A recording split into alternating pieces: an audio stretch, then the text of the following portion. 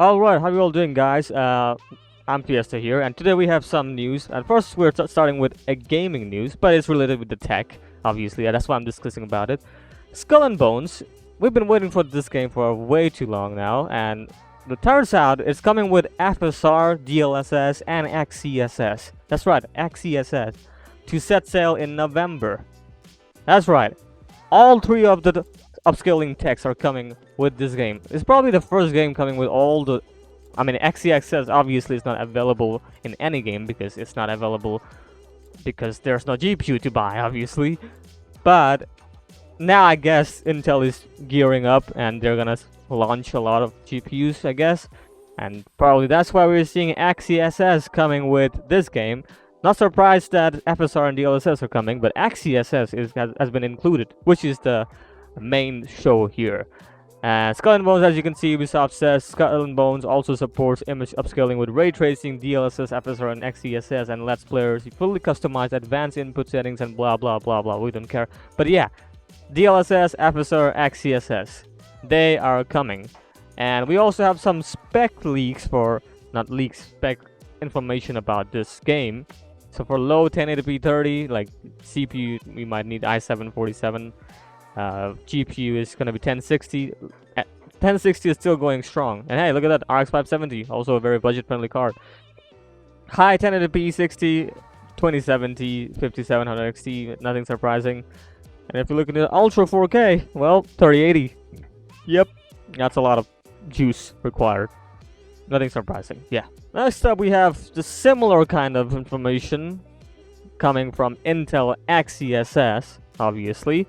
And now it's coming in Call of Duty Modern Warfare 2. So there is a slight indication that they're gonna be launching their GPUs. Otherwise, we wouldn't be seeing both Skull and Bones and Modern Warfare having XeSS support. So I believe the GPUs will be launching in a mass production. Hopefully, we don't know, but yeah, we're seeing the game supporting it now. And yeah, there we go. Intel has provided a chart here, reported by video cards, obviously. And as you can see, in native it's 46 FPS. In ultra quality it's 57. XeSS quality is 69. Nice. XeSS balance 77 and XeSS performance 87. Though I'm not gonna be using this performance mode because we already know from FSR and DLSS both of them sucks. The performance mode, of course. And they also have some information about games here, like other games. As you can see, Intel Arc A770 they're using for this benchmark. Don't really take this as a grain of salt, because this is a first-party benchmark. Obviously, we need the third parties, but still, we're gonna look into them. Intel Arc A770 and Intel Arc A7070 with XeSS performance mode. So let me remind you, performance mode can give you FPS, but not visual. So it really isn't necessary to use that. But if you still look into it, Ghostwire getting 53 compared to 25, Hitman 68 compared to 34, and so on. What's this? Yeah, there we go. Shadow of the Tomb Raider.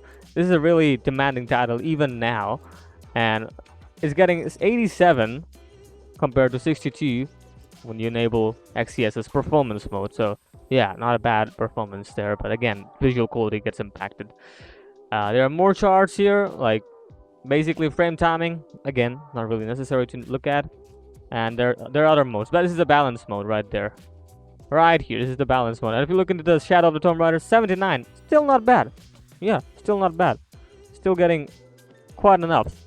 Like playable, good experience in 1080p, or 1440p, excuse me, right here. So yeah, not bad. Next up we have something interesting. Alexander Yi at Mystical is sharing some information about Y Cruncher version of 0.7.0. And if you look into it, it's coming with Zen 4 AVX 512. Basically, it has support for AVX encoder, which is obviously gonna be used by Zen 4 processors, and later on reported by video cards here.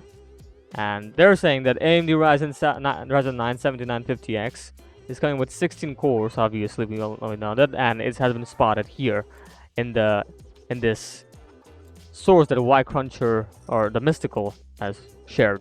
So yeah, spotted Ryzen 9 7950X. Again, the processor is gonna be releasing soon, so we'll be seeing more of these leaks, basically. Next up, we have some Geekbench scores, and this time this is an Intel processor, 13th generation, of course, but this is a 13th generation i9 13900, not a K model.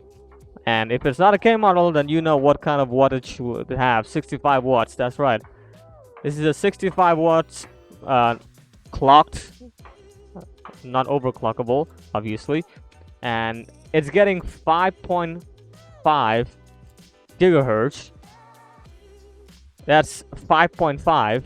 That's right, you heard me, 5.5, which is not bad. Like, again, it's a non-overclockable model. And it's getting a score of 2130.